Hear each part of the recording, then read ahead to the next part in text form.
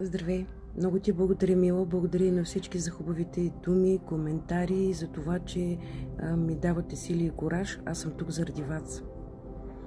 Като цяло аз попитах Бог и Той ми разреши да не правя повече тези видеа. И да не го правя нещо, което ме трови и ми донесе нещастие, каза да не го правя. Тоест, имайки предвид хейтерите, тяхните включвания по време на лайфовете ми, както и тук докладванията им и всичко останало.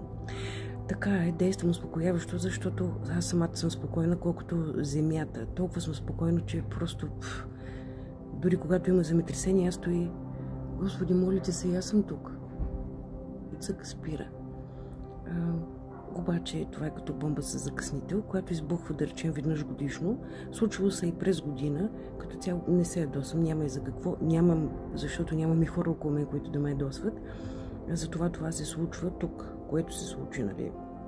В последно време, знаете, с 20 000 последователи профил вече го няма. Това не ми е за последователи, такова смисъл. Аз се намерих с хората, с които трябва, и ти първи пак ще ме намерят, нали, тези, които не са успели, но заради видеята аз толкова много труд съм положила да направя едно видео, да го редактирам, няколко пъти надписи слагам, ми отнемо от час до 3 часа, така че това е много труд, който съм вложила. Много малко от видеята ми отнемат по-малко време, около 20-30 минути, докато ги оправя, но те са доста по-малко, кратичките видеа. Така че заради труда, който съм вложила, не мога и да ги изтегля, не знам защо влизам и не мога да се изтегля информацията. Да, това е, както и да е, няма значение. Всичко, което съм казвала, то е запаметено, но мога да го кажа пак. Една от тези, които, нали, в стария профил хейтерките дойде и беше написала: какво много ще ни кажеш. Ами аз мога да кажа много нови неща, защото много нови неща първа научавам, но доколкото разбрах, не ги научавам от някъде. Да, и от някъде също ми се казват, но информацията била изцяло вътре в мен, тъй като аз научих, че съм много стара душа от планетата Сириус, извънземно, и съм живяла хиляди години. Наистина доста запаметена информация нося в себе си, в душата си, в свръхсъзнанието си. Тегля е, когато всъщност го разговарям с собствената си душа, тя ми дава от тази информация. И също така способността ми като душа извънземна е да мога да гледам слънцето без да ме заслепи, защото чисто и просто той е Бог. Нали така? Това е най-уникалното нещо, да гледате Бога в очите. Това е просто най-неземното и невероятното щастие. И докато го виждате, да виждате ангели, да виждате други същества, Исус, Дева Мария, Мария Магдалена, други светци и толкова безкрайно красиви неща. И то не само като гледам към слънцето или като затворя очи, ами те са като видения постоянно. Мисля, че много рядко са дните, в които не виждам Исус. В повечето дни си го виждам като образ. И с отворени очи, и с затворени най-вече.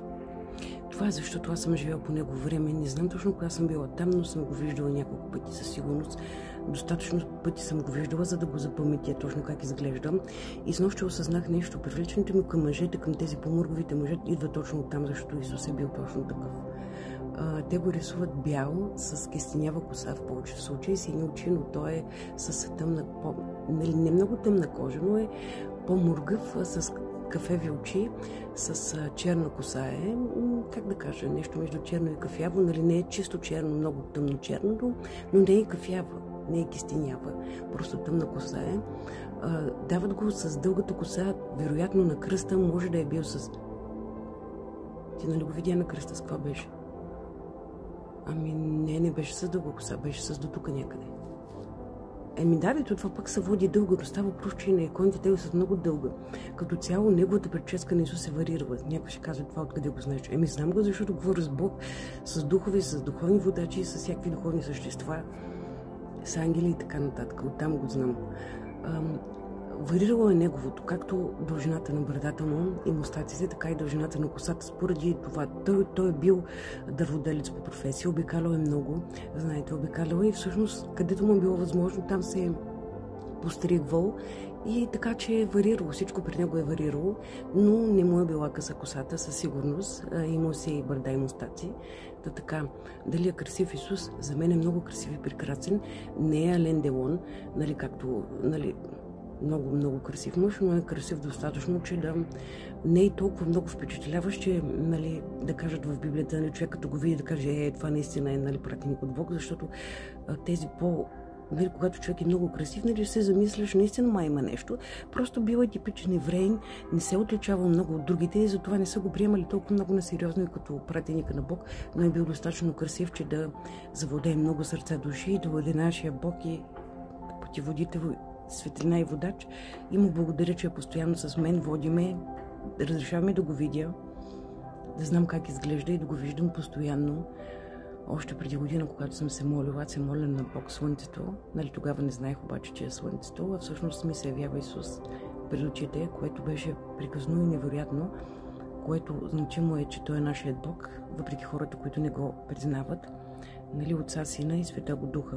Така, триединството, това го знаят само православните християни, но не и всички. Триединството е Отца е бащата, Сина е Синът Исус Христос и Светия Дух е този, който слиза и дава информацията. И така, това е в общи линии. Започваме с коментар, че съм спокойна. Да, изключително спокойна. Нещо, което може да ми развали спокойствието, е свързано с животни или свързано с някаква провокация лично към мен от демон, вселил се в човек. Това е. Като цяло човек не може да ме провокира много, освен ако не е от уния да се отишли в него да ме провокират. Тогава вече. Да, това е. Хубав ден, светлина, любов на всички пожелавам и спокойствието ще ви го давам като цяло. Хората винаги са се чувствали добре около мен, дори нещо като ги боли глава, сърце, кръвно имат и какво ли не, като са до мен и минава, успокояват се, дори когато се чуем по телефона и поговорим няколко минутки, също им минава. Така е, това е енергия, която си я нося с преражданията, имам си я и много хора я имат и много хора така обичат да са около тях, нали, защото те черпат енергия от тях. Преди се случваше така, че аз приемах някой, като го боли нещо, мен започваше и аз приемах лошо, научих се да не го приемам, да лекувам, но без да го приемам. И така, хората се чувстват добре около мен и съм абсолютно сигурна, че тези, които ме хейтят и говорят глупости за мен, ако просто се срещнем и си поговорим така няколко минутки, съвсем различно ще има мнението и всичко. Така. По-светъл ден на всички, обичам ви, обичайте се, бъдете обичани и търсете пътя към светлината, защото това е истината, това е душата и това е, което Бог ще ви даде. Ако вие сте добри хора, правите добри неща, то ще ви се върне, дай и ще ти се даде. Това е истината, това е единствената истина. Човек да бъде добър. Ние трябва да се съберем и да бъдем единни, защото, но това ще го кажа в друго видео, следващото. Защо? Крайно време е българите да се съберем, да сме едини, защото именно тези, които идват тук и хейтят, са именно хората, които са портили българите, които са предали Васил Левски и много други, които са се продали на турците, които са предали нашите велики славни будители, са предали тяхната свобода. Някои му биха казали Юда Искариотски, но всъщност Исус му дава хапка в устата на Юда, чрез която той му дава това, той да иде да го направи. Така че Юда Искариотски не е предател. Той е това, което Исус иска да бъде, да направи това, което трябва да се сбъдне. Защото за да се сбъдне, той трябва да бъде предаден. Така че самият той не е предател. А Исус му подава парченце хляб в устата. И когато той го поема, тогава той отива изведнъж така и отива и си свършва работата. Така че нищо не е такова, каквото изглежда. Имайте го в предвид. Много хора си мислят. Ще дам един пример. Не ми пише, не ми отговаря. Какво се случва сега? Вижда, че съм писала или такова, без значение дали е близък, дали имате връзка, дали е някакъв човек, с който имате взаимоотношения, служител или адвокат или каквото и да е. Хората си мислят, не ми обръщат внимание, такова. Но истината е съвсем друга. Мислите на хората са съвсем други. Хората приемат останалия свят въз основа на това, което са. Така че те съдят въз основа на тях, но другите хора са много по-различни от нас. Така че не съдете за вас по другите. Затова аз дълго време защитавах и казвах, не са лоши хората. Бог, виждаш ли, че са лоши? Не са. Виждаш ли, защото приемам и мисля, че те са като мен, но те не са като мен. Това е единственото. Всеки съди по себе си. Така че ако човек не възприема, че нещо той би го направил, не възприема, че и друго прави. И това са добрите хора, които ги предават, които ги унищожават и ги нараняват, защото те не вярват, че другия е способен на това, защото те самите не са способни на това. Затова хората, които сеят звучи омраза, са просто такива лоши и ние не сме такива като тях и трябва да се разделим изцяло. Вика, поеми си дъх. Не мога да си поема дъх. Мога да говоря с дни и часове. Те могат да ми предават и да говоря много от пътя, от хилядите години, в които съм се прераждала, защото аз съм извънземна от планетата Сириус. И сме